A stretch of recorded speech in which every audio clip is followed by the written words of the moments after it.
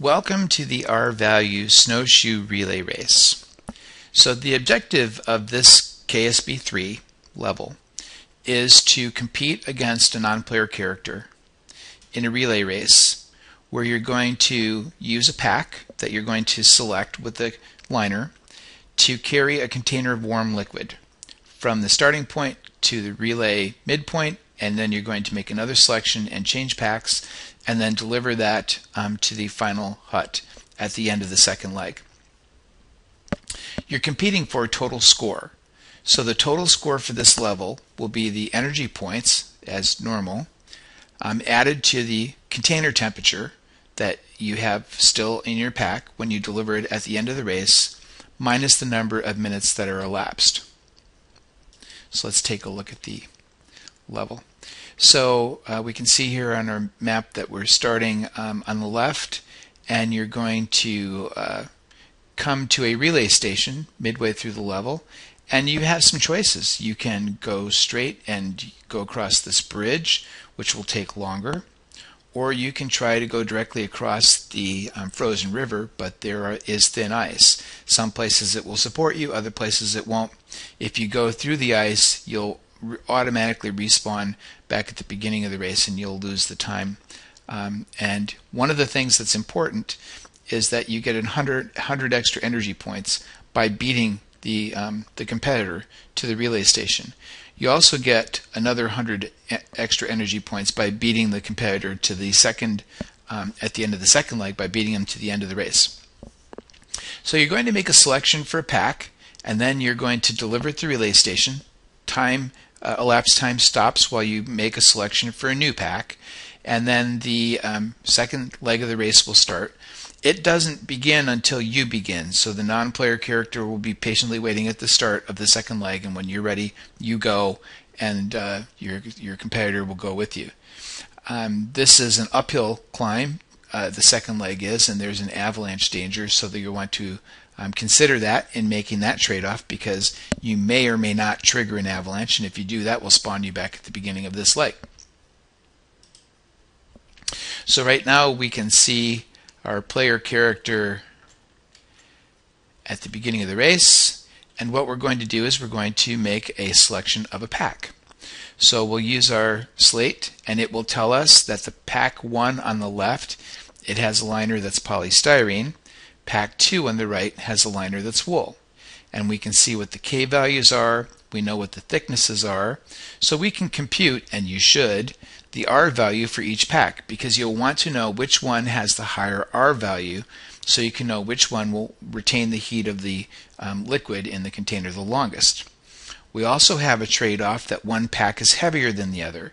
So as you can see, pack 2 is 3 pounds heavier, and if you choose pack 2, then it's going to cause you to burn more energy points than pack 1 as you're racing through the snow with your snowshoes to get to the next point.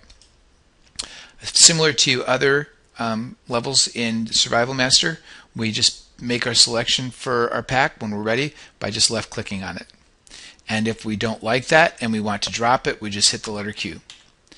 And once we decide what pack we want, then we can pick up our pack and we're ready to begin the race. So we come over here to the starting point. Don't go through the starting barrier, because when you go through the starting barrier, then you're triggering that leg, and the elapsed time now is going to begin. You can see that the container temperature has already dropped from its starting container temperature of 200 to 181, so I better get going.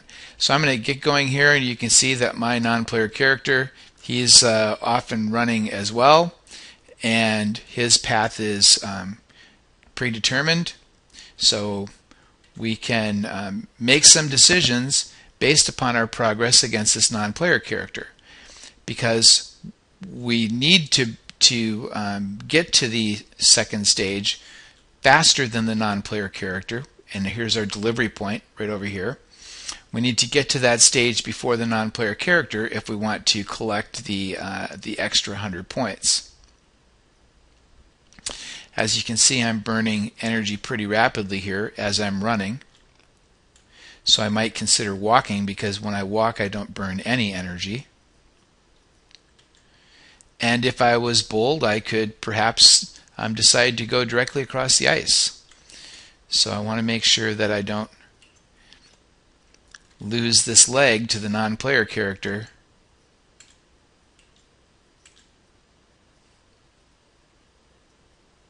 So when I get to the second stage, I'm going to go into the entry area and I'm going to automatically deliver my pack. I don't have to do anything. It will just automatically be delivered. And then elapsed time will stop. So right now I'm almost depleted in my energy. But if I beat the non-player character, then I'm going to get 100 points, so that will be good. Let's see where the competitor is.